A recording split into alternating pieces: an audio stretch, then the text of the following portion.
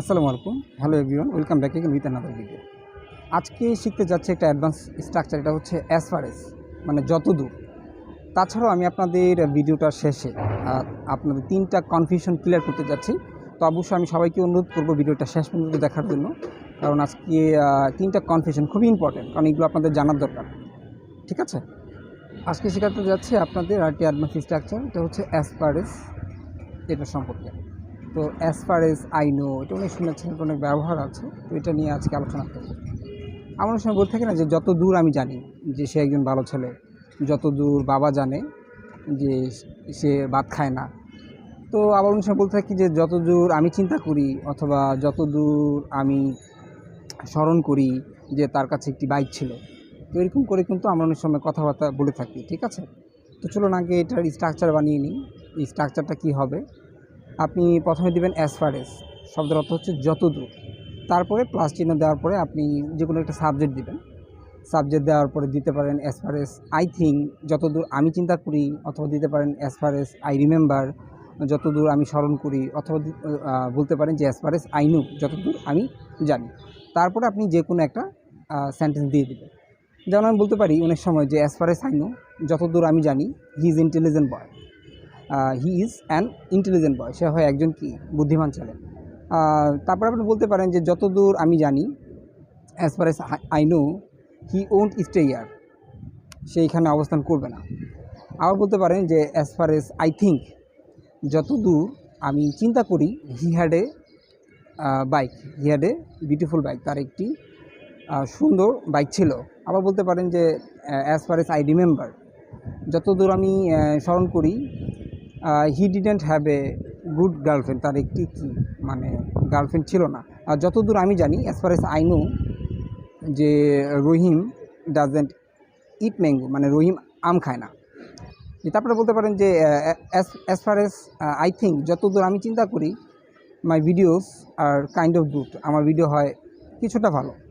তারপরে আপনারা বলতে পারেন যে as far as I remember, যতদূর আমি স্মরণ করি, যে হি হ্যাড এ গুড বয়ফ্রেন্ড, তার একটি ভালো বয়ফ্রেন্ড ছিল।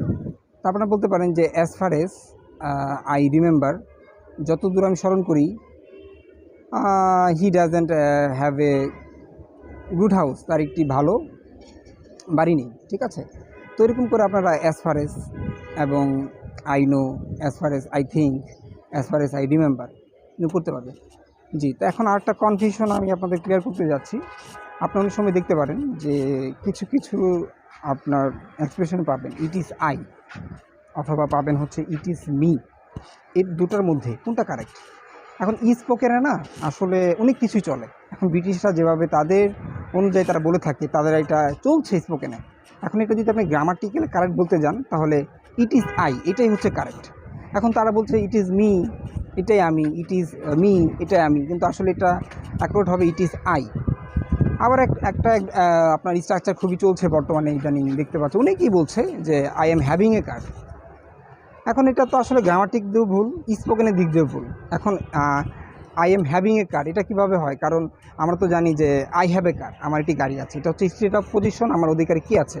যেমন I have a boyfriend, I have a mobile, I have a headphone, I have a shirt, এটা হচ্ছে আমার অধিকারে কী আছে। এখন সবসময় মনে রাখবে যে স্টেট অফ পজিশন আর স্টেট অফ অ্যাকশনের মধ্যে ডিফারেন্টটা কী। ডিফারেন্টটা হচ্ছে আপনি যদি কোনো একটা কিছু কাজ করতে যাচ্ছেন, অ্যাকশন যখন দিবেন তখনই আপনি এখানে হ্যাভিং লাগাতে পারেন। যেমন আমি বলতে পারি যে I am having A biscuit, আমি একটি বিস্কুট খাচ্ছি, এখানে হ্যাভিং শব্দটা তো খাওয়া। আই এম হ্যাভিং এ টি, আমি চা নিচ্ছি, মানে চা পান করছি। আর বলতে পারেন যে I am having a bath, আমি গোসল করতেছি। আবার অনেকে আমাকে একজন কমেন্ট করছিল যে স্যার, যে আপনি তো বলেছিলেন যে ডোন্ট প্যানিক, এখন আতঙ্কিত দরকার নাই। এখন এটা সে বলতেছিল যে স্যার এটা কী ভুল, এটা একটু যদি কারেক্ট করে দিতেন, আপনি তো ব্যবহার করছেন। আসলে দেখুন যে don't be panic and don't panic, এখন গ্রামাটিক্যাল দিয়ে চিন্তা করলে ডোন্ট বি প্যানিক, এত প্যানিক হইও না, মানে তো আতঙ্ক হইও না, তো ঘাবড়েও না। এখন অনেকে ব্যবহার যদি করে, আপনার বিটেস যদি ব্যবহার করে যে ডোন্ট প্যানিক, ঘাবড়ায়ও না। এখন চলে স্পোকেনে আসলে এগুলো আপনারা যখন রিচার্জ করবেন তখন তো আসলে এগুলো বুঝতে পারবেন। এখন রিচার্জ না করলে তো ইংলিশটা দেখা যাবে যে তাদের দিক থেকে আমাদের দিক থেকে অনেকটা মিলে না। তো আমি আসলে কনফিউশন অনেক কিছুই আছে, এগুলো নিয়ে আমি আপনাদের ভিডিও অবশ্যই বানাবো। তো আজকের জন্য ভিডিওটা এই পর্যন্তই ছিল। তো take care, have fun, keep practicing, and আসসালামু আলাইকুম।